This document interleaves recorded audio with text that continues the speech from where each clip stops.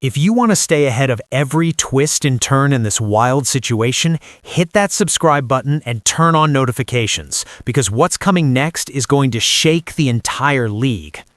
The Cleveland Browns quarterback situation just went from bad to absolute catastrophic chaos, and Shedeur Sanders' ice-cold reaction to Kevin Stefanski's firing has exposed a level of organizational turmoil that's unprecedented even by Cleveland's disastrous standards. Within seconds of learning that the only head coach who ever believed in him was fired, Sanders delivered a response so brutally honest, so devoid of emotion, so focused on individual survival that it's forcing everyone to question whether this franchise can be saved. But the real bombshell isn't just Sanders' reaction, it's what came next. General Manager Andrew Berry stood in front of cameras and essentially admitted he has no idea who the starting quarterback will be in 2026. Deshaun Watson, the $80 million cap hit who hasn't played in over a year, is expected back on the roster and will compete for the job. Dillon Gabriel is still under contract. The Browns hold the 6th overall pick in a draft featuring potential franchise quarterbacks Fernando Mendoza and Dante Moore. And according to insider reports, the new head coach will have the final say on all of it, which means Sanders could be starting week 1, backing up Watson, or traded to another team before he even sees training camp. This is organizational chaos at a level that even the Browns have never experienced before, and Shedeur Sanders just became the face of a quarterback room that's about to explode into the most dramatic off-season storyline in the NFL. Let's set the scene for how we got to this point of complete organizational meltdown, because understanding the context is crucial to grasping just how catastrophic the Browns' quarterback situation has become. Kevin Stefanski was fired on Black Monday, January 6, 2026, one day after the Browns finished their season with a 20-18 victory over the Cincinnati Bengals. Stefanski's 6-year tenure with Cleveland ended with a 45-56 regular season record, 2 playoff appearances, and 2 Coach of the Year awards in 2020 and 2023. The firing itself was expected. 5-12, followed by 3-14 the previous season, made Stefanski's position untenable despite his past success. But what nobody expected was the complete chaos that would follow. The admission from General Manager Andrew Berry that the Browns have no plan at quarterback. The revelation that Deshaun Watson will be competing for the starting job despite not playing in over a year. And most shockingly, Shedeur Sanders' emotionless reaction that painted a picture of a young quarterback who's already been broken by the Browns' dysfunction after just 1 season. Sanders found out about Stefanski's firing seconds before his end-of-season press conference, which took place 1 day after that victory over Cincinnati. When reporters asked him for his reaction to the news, Sanders delivered a response that was so cold, so matter-of-fact, so devoid of any emotion that it sent shockwaves through the media room. He said, and this is a direct quote, "We just found out a couple seconds ago. I think it's just overall the mentality. Things are going to happen. That's just how the league is. And moving forward, just focus on what we can improve on individually for the next head coach." Read that again. Things are going to happen. That's just how the league is. Focus on what we can improve on individually. This wasn't a young quarterback expressing gratitude for the coach who gave him his first NFL opportunity. This wasn't sadness about losing a mentor or uncertainty about the future. This was a player who has completely internalized the brutal reality of the NFL, who understands that loyalty is a myth, that relationships are transactional, and that survival requires looking out for yourself because nobody else will. The word individually is particularly devastating. Not what we can improve as a team, not how we can build together. Individually, every man for himself. That's the mentality Sanders has adopted after just 1 season in Cleveland, and it reveals everything you need to know about the toxic culture the Browns have created. But Sanders wasn't done exposing the organizational dysfunction. When reporters asked whether team owner Jimmy Haslam had addressed the players about the Stefanski firing, Sanders declined to answer. He looked at the reporter, paused, and then moved on to the next question without saying a word. That silence was absolutely deafening. If Haslam had addressed the team, if the owner had shown any kind of leadership or provided clarity about the organization's direction, Sanders would have said so. The fact that he refused to engage with that question suggests that either Haslam didn't address the team at all, which would be a massive failure of leadership, or Haslam said something that Sanders didn't want to repeat publicly, which might be even worse. Either way, Sanders' refusal to answer spoke volumes about an organization that doesn't communicate with its players, doesn't respect their intelligence, and doesn't provide the kind of stability that's necessary to build a winning culture. The most heartbreaking moment of Sanders' press conference came when he was asked point-blank whether he believed he'd done enough to prove he could be the Browns' franchise quarterback going forward. Sanders, who throughout his college career at Jackson State and Colorado had never lacked for confidence, who had always carried himself with that signature Sanders swagger, gave an answer that was equal parts confident and resigned. He said, "I think I did what I was able to do, and I definitely grew from a lot of things, and I got experience now, so I'm always the same confidence-wise. I'm there, but that's not in my hands. That's not my decision. I can't speak on what other people feel." The confidence is still there. Sanders still believes in himself, still knows he can play at this level, but that phrase, "that's not in my hands, that's not my decision, I can't speak on what other people feel," that was the sound of a young quarterback who knows he's fighting against forces beyond his control. Sanders has no power in this situation. He can't control whether the Browns draft a quarterback. He can't control whether they bring back Deshaun Watson as the starter. He can't control whether the new head coach believes in him. All he can do is work, improve, and hope it's enough. And based on what Andrew Berry said just hours later, hope is definitely not going to be sufficient.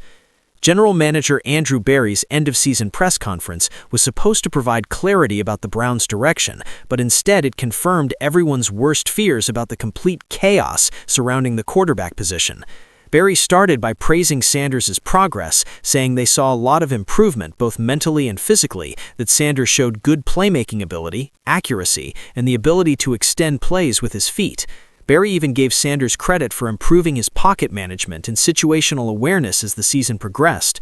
All of that sounded positive, like a GM who believed in his young quarterback and wanted to build around him, but then came the nuclear bomb that obliterated any sense of stability. Berry said, and this is absolutely crucial, that all being said, we're going to do our work on the quarterback market. It's too important of a position, and it's something that has to be solidified. I can't sit here and tell you today whether the solution for or the starter in 2026 is internal or external, but it's something that we're going to work through over the next several weeks. Let that sink in for a moment. The Browns' general manager, less than 24 hours after his starting quarterback finished the season with back-to-back wins, just admitted publicly that he has no idea who will be starting next year. Internal or external, draft, free agency, trade, all options are on the table, and critically, Berry confirmed that the new head coach, whoever that ends up being, will have significant input into that decision. This is where the turmoil becomes absolutely unprecedented, because the Browns aren't just dealing with uncertainty about one quarterback, they're dealing with complete chaos across an entire quarterback room that features multiple players who all have legitimate cases to start, but none of whom are actually guaranteed anything. Let's break down the nightmare scenario that's about to unfold over the next few months. First, there's Shedeur Sanders, the fifth-round rookie who went 3-4 in 7 starts, threw for 1,400 yards with 7 touchdowns and 10 interceptions, and finished with a total QBR of 19.0, which was one of the worst in the entire NFL. His statistics were brutal, but he also showed flashes of brilliance, the deep ball accuracy, the mobility, the ability to make plays off script. He's on an extremely team-friendly 4-year, $4.6 million contract, which means keeping him costs almost nothing. But he's also a 5th-round pick that the new coaching staff didn't select, and history shows that new coaches often prefer to bring in their own guys rather than develop someone else's project. Then there's Dillon Gabriel, the 3rd-round pick from the same 2025 draft who started 6 games before a concussion ended his season.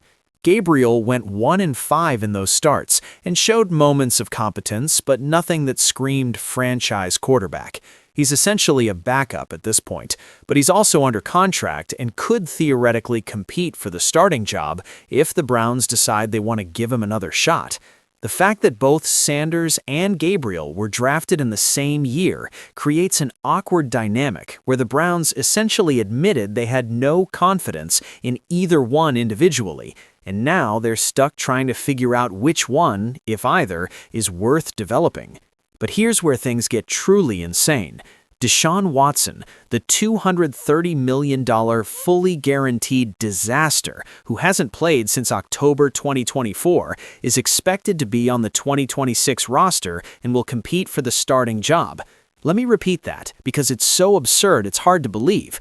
Deshaun Watson, who tore his Achilles tendon, required a second surgery after re-tearing it during rehabilitation, missed the entire 2025 season, has played just 19 games in 4 years with Cleveland, posted a 9-10 record in those starts, and whose contract is widely considered the worst in NFL history, will be back next season competing for the quarterback job.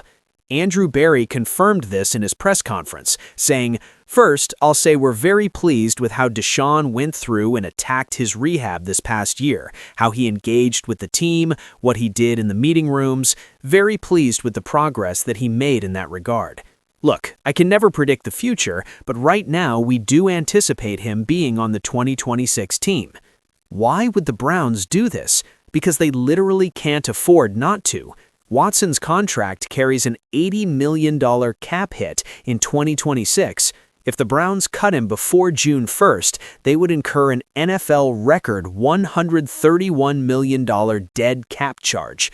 If they release him with a post-June 1st designation, the dead cap would be split into $80 million in 2026 and $50 million in 2027. Either way, Watson is going to count against the Browns' salary cap whether he plays or not, so they might as well keep him on the roster and see if he can somehow, miraculously, return to the form that made him a Pro Bowl quarterback with the Houston Texans before everything fell apart. And if all of that wasn't chaotic enough, the Browns hold the 6th overall pick in the 2026 NFL Draft, which gives them a potential shot at drafting a franchise quarterback if one falls to them. Indiana's Fernando Mendoza just won the Heisman Trophy and is the consensus #1 quarterback in the class. He's 6'5", 225 pounds, with exceptional accuracy and poise. Most draft analysts believe Mendoza will go 1st or 2nd overall, which means the Browns, at pick 6, would need to trade up aggressively if they want him. Oregon's Dante Moore, if he declares, has that effortless arm talent and mobility that draws comparisons to elite young quarterbacks around the league. Moore's only 20 years old, with just 17 career college starts, but the physical tools are undeniable. If he enters the draft, he could go in the top 5 as well. But here's where it gets interesting. Alabama's Ty Simpson has generated buzz as a potential first-round pick, depending on how his draft evaluations go. LSU's Garrett Nussmeier, USC's Jaden Mayavasa, and Miami's Carson Beck are all later-round options who could be available when the Browns pick again with the Jacksonville Jaguars' first-rounder they acquired in a previous trade. The Browns have options, they have draft capital, and according to CBS Sports insider Jonathan Jones, they're seriously considering drafting a quarterback despite having Sanders, Gabriel, and Watson already on the roster. Jones reported something that should absolutely terrify Shedeur Sanders. He wrote, "Watson will be unmovable, while Sanders and Gabriel will be entering their second seasons. Some league sources have wondered if Cleveland would look to deal one of them come next season. And then there's the unknown quarterback for Cleveland, someone who is currently playing in college who the Browns can draft using the capital gained from the Travis Hunter trade." Read that carefully. League sources are already speculating that the Browns might trade Sanders or Gabriel before they even get a second season. The phrase, "wondered if Cleveland would look to deal one of them," is insider speak for teams around the league are preparing trade packages in case the Browns decide to move on from one of their young quarterbacks. Sanders could go from being the Browns' starter in December 2025 to being traded to another team by April 2026. It sounds insane, but this is the Cleveland Browns we're talking about, a franchise that has started 37 different quarterbacks since 1999, that gave Baker Mayfield the keys to the franchise and then traded him 3 years later, that handed Deshaun Watson $230 million fully guaranteed and has gotten 19 starts out of him in 3 years. The coaching search adds yet another massive layer of uncertainty to this already chaotic situation. The Browns need to hire a head coach who can come in and stabilize the quarterback position. But here's the problem. Any competent coach is going to look at Cleveland's quarterback room and immediately start asking questions. They're going to ask why Deshaun Watson is still on the roster. They're going to ask whether Shedeur Sanders has the talent to develop into a franchise quarterback. They're going to ask whether Dillon Gabriel deserves another shot. And most importantly, they're going to ask whether they should draft a quarterback with that 6th overall pick or use it to address other needs on the roster.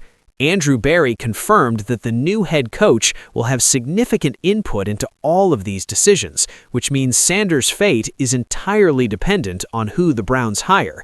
If they hire an offensive-minded coach like Ben Johnson from Detroit or Shane Steichen from Indianapolis, someone who has a track record of developing young quarterbacks, that could bode well for Sanders. Those coaches might look at Sanders' tape, see the potential, and believe they can unlock it with better scheme design and player development. But if the Browns hire a defensive coach or a head coach who wants to bring in their own offensive coordinator with a specific system, that coach might decide they need a different kind of quarterback, someone who fits their vision. Sanders would be out before he ever got a chance to prove himself in the new system. And here's the most frustrating part of this entire situation. Sanders actually showed enough progress in his 7 starts to justify optimism about his development. Yes, his overall statistics were poor, but the context matters tremendously. Sanders didn't get his first start until week 12, after both Joe Flacco and Dillon Gabriel had failed to establish themselves as viable options. Flacco was traded mid-season to Cincinnati. Gabriel went 1-5 before a concussion opened the door for Sanders. So Sanders was essentially coming off the bench in mid-November to take over a 5-6 team that was spiraling toward another lost season. The offensive line was decimated, with only one Week 1 starter, left guard Joel Bitonio, still in the lineup by the end of the year. Sanders was pressured on 44.1% of his dropbacks, the second highest rate in the entire NFL. He was sacked constantly, holding the ball for an average of 3.22 seconds per dropback, the second longest time in the league. The Browns' offense ranked 31st in scoring, at just 16.4 points per game. Sanders had virtually no weapons at receiver, with rookie Isaiah Bond being his most consistent target. This was not a situation set up for success. This was a situation designed to expose a young quarterback's weaknesses and test his mental toughness. And despite all of those obstacles, Sanders still managed to show flashes of why people believed in him. In his first start against the Las Vegas Raiders, he completed 11 of 20 passes for 209 yards, 1 touchdown, and 1 interception in a victory. He hit that deep ball to Isaiah Bond for over 50 yards that showed off his arm talent. In Week 14 against the Tennessee Titans, Sanders had his best statistical performance of the season, going 24 of 39 for 364 yards and 3 touchdowns in a win. He looked like a legitimate franchise quarterback that day, making plays with his arm and his legs, leading the Browns to a much-needed victory. He finished the season with back-to-back wins over Pittsburgh and Cincinnati, both division rivals, showing that he could handle pressure situations and deliver when it mattered most. The trajectory was upward. The improvement was visible week to week, and that's what should matter to the Browns. But instead of building on that foundation, instead of committing to Sanders and surrounding him with better players and better coaching, the Browns are about to blow everything up and start over. Again. The most damning evidence of the Browns' organizational dysfunction came from a different revelation that nobody's talking about enough. When Sanders was asked how the players found out about Stefanski's firing, he said, "I think social media informed the players first." Let that sink in. The Cleveland Browns didn't have the decency or the professionalism to inform their own players that the head coach had been fired before making it public. The players were scrolling through Twitter and Instagram and saw the news break in real time along with everyone else in the world. Think about what that means operationally. It means Andrew Barry and Jimmy Haslam made the decision to fire Stefanski, probably over the weekend or Monday morning. They agreed on the timing and the messaging. They prepared a public statement. They coordinated with their PR team to announce it on social media and through official channels. And at no point during that entire process did anyone think, hey, maybe we should tell the players first. Maybe we should have a team meeting where we explain the decision and give them a chance to process it before the entire world knows. That's not just poor communication. That's a fundamental lack of respect for the players who just spent an entire season grinding for this organization. How is Shedeur Sanders supposed to trust the Browns to make the right decisions about his career when they can't even handle a basic coaching change with professionalism? How is any player supposed to give maximum effort for an organization that treats them as an afterthought? The answer is they can't, and they won't, and that's why the Browns will continue to lose until they fix their broken organizational culture. Shedeur Sanders' focus on improving individually rather than talking about team goals is a direct response to this dysfunction. He's internalized the lesson that in Cleveland, you have to look out for yourself because nobody else will. There's no collective vision, no long-term plan, no sense of everyone pulling in the same direction. It's every man for himself, and the smart players understand that early and adjust accordingly. Sanders' relationship with Kevin Stefanski adds another tragic element to the story. Despite the chaos and dysfunction surrounding them, Sanders and Stefanski had developed mutual respect and understanding throughout the season. After the Bengals game, Sanders mentioned how Coach Kev has been real tough on him, but that respect and understanding grew between them as the season progressed. Sanders said they grew to understand each other and would share different things that we would both go through. That's the kind of relationship that takes time to build, the kind of trust that develops when a coach challenges a player to be better and the player responds by working harder. Stefanski was tough on Sanders, demanding improvement every single week, but he also gave Sanders the opportunity to start the final 7 games and prove what he could do. No other coach in Cleveland's recent history has shown that kind of patience with a young quarterback. And now Stefanski is gone, fired after 1 day of rest following the season finale, and Sanders has to start over with a completely new coaching staff that didn't draft him and owes him nothing.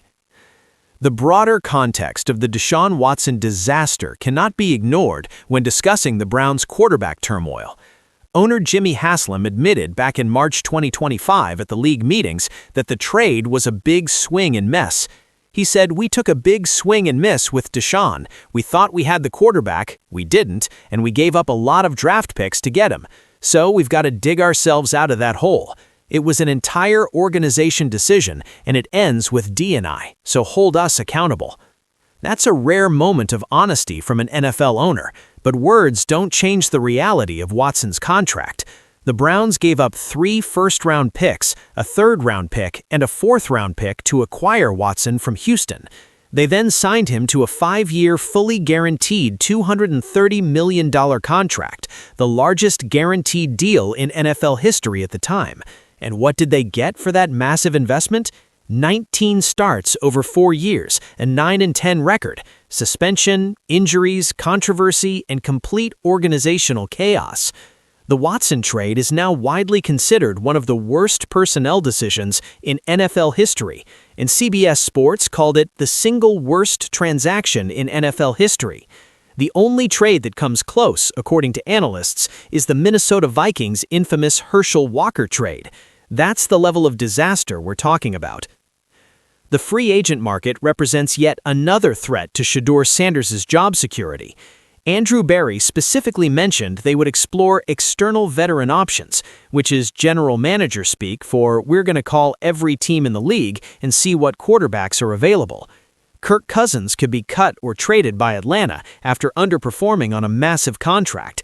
Justin Fields is entering a contract year in Pittsburgh and might be available if the Steelers decide to go in a different direction. Daniel Jones was benched by the Giants mid-season and is looking for a fresh start.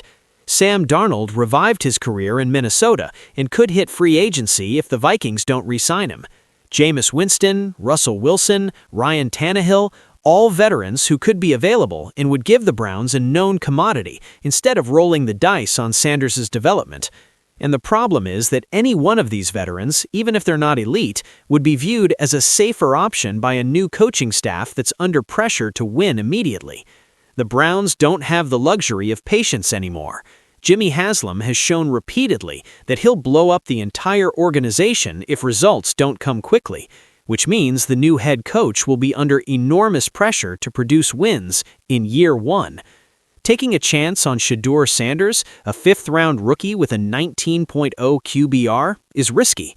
Bringing in a veteran free agent or drafting a Heisman Trophy winner feels safer, even if it's not actually the right move for long-term success. And the consequences of that disaster are still playing out because Watson's contract has created severe salary cap constraints for the Browns that will limit their ability to build a competitive roster for years. In 2026, Watson will count for $80 million against the cap, whether he plays or not. That's money the Browns can't spend on offensive line help for Shedeur Sanders.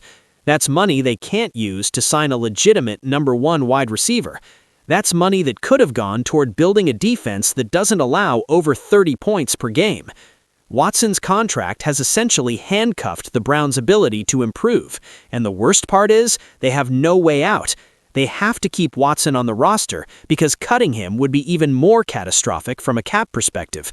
So they're going to bring him to training camp, let him compete for the starting job, and hope that somehow, miraculously, he looks like the quarterback who led the league in passing yards in 2020 with Houston, instead of the broken shell of a player who hasn't been able to stay healthy or effective since joining Cleveland.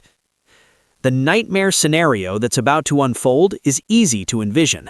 The Browns hire a new head coach in late January or early February. That coach comes in and evaluates the quarterback room, watching film on Sanders, Gabriel, and whatever Watson looks like after over a year away from football. The coach talks to Andrew Berry about the draft options, whether Fernando Mendoza or Dante Moore or Ty Simpson will be available at pick 6, or if they need to trade up. They discuss the free agent market, whether someone like Sam Darnold or Justin Fields makes sense as a bridge option. Training camp arrives in late July, and suddenly you have 4 or 5 quarterbacks all competing for one job. Sanders is trying to prove he's improved from his rookie year. Watson is trying to show he can still play after the Achilles injury. Gabriel is trying to resurrect his career after a disappointing rookie season. A drafted rookie is trying to win the job immediately, and maybe a veteran free agent is in the mix as well. It's organizational chaos. It prevents anyone from developing chemistry with the offense. It creates media drama and locker room tension, and it usually results in all of the quarterbacks being mediocre because none of them can establish a rhythm or build confidence. The Browns have done this before, multiple times throughout their history, and it's never worked. But they're about to do it again, because that's what dysfunctional organizations do. They repeat the same mistakes over and over while expecting different results. Shedeur Sanders' cold, emotionless reaction to Kevin Stefanski's firing was shocking not because of what he said, but because of what it revealed about a young player who's already been broken by the Browns' dysfunction. He came to Cleveland believing he'd get a fair shot to prove himself, to show the entire league that passing on him was a mistake. And in many ways, he did exactly that. He earned the starting job. He showed flashes of brilliance. He won games down the stretch. He improved week over week. But none of that matters if the organization doesn't believe in you, if the general manager won't commit to you publicly, if the new coach wants to bring in his own guy, if ownership is already looking at the next shiny object. Sanders has done everything asked of him, and he's still fighting for his NFL life. That's the Cleveland Browns in a nutshell, a franchise that chews up young quarterbacks and spits them out, then wonders why they can never find stability at the position. The turmoil surrounding the Browns' 2026 quarterback situation is unprecedented even by their standards. Multiple players who could start, but none who are guaranteed anything. A new coach who will have final say over everything. Draft capital to move up for a franchise quarterback, free agent options to bring in a veteran, a $230 million disaster who hasn't played in over a year but will compete for the job anyway, And at the center of it all, a 23-year-old rookie who just finished his first season and has no idea whether he'll be the starter, the backup, or traded to another team before training camp even begins. This is organizational chaos at its absolute worst, and Shedeur Sanders is the face of it. His reaction to Kevin Stefanski's firing, that cold acceptance that things are going to happen and you just focus on what you can improve individually, is the sound of a player who understands the brutal reality of the NFL. Loyalty is a myth. Relationships are transactional. Survival requires looking out for yourself because nobody else will. The next 4 months will determine everything for Shedeur Sanders in the Cleveland Browns. They'll hire a head coach who will evaluate the quarterback room and make recommendations about the draft, free agency, and who should start. They'll navigate the 2026 NFL Draft with that 6th overall pick, deciding whether to take a quarterback or address other needs. They'll explore the free agent market and see what veterans are available. They'll figure out what to do with Deshaun Watson and his massive contract, and through all of it, Shedeur Sanders will be working, training, preparing, and hoping that it's enough. But hope alone won't save him in an organization this dysfunctional. The Browns have destroyed the careers of too many young quarterbacks to count. Tim Cook, Brady Quinn, Brandon Weeden, Johnny Manziel, Deshaun Kaiser, Baker Mayfield, the list goes on and on. They all came to Cleveland with promise and left with their careers damaged or destroyed. The common denominator isn't the quarterbacks, it's the organization. And until that changes, until the Browns commit to stability and long-term planning instead of chasing headlines and making impulsive decisions, they'll continue to be a graveyard where promising careers go to die. Shedeur Sanders' journey in Cleveland has only just begun, but it might already be over. That's the tragic reality of playing quarterback for the Cleveland Browns, where nothing is guaranteed, nobody is safe, and chaos is the only constant. His cold reaction to Kevin Stefanski's firing was the sound of a player who's already accepted his fate, who knows that his future is not in his hands, who understands that all he can do is focus on individual improvement and hope the organization makes the right decisions. But based on the Browns' track record, hope is a dangerous thing to rely on. The turmoil is just beginning, and Shedeur Sanders is caught right in the middle of it.